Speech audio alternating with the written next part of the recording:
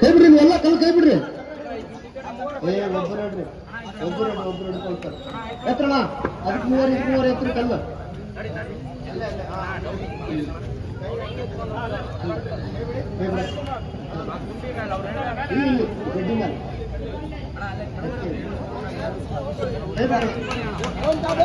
ಕೈ ಯಾರು ಹೊಡಿಬೇಡಪ್ಪ. ಹಲೋ ಏನೋ ನೋಡ್ರಿ ಎರಡು ಕಾಲು ಎರಡು ಕೈ ಇದೆ. ಇದ್ರಾಗಿಂದ ಒಂದು ಬಳ್ಳಿ ಅಡೆಯಾಡಿಸ್ಬಿಟ್ರೆ ಎಲ್ಲ ಹಾಕೊಂಡು ತಲೆ ಬಿಡ್ತಾನೆ ಪೈಲ್ವಾನ್.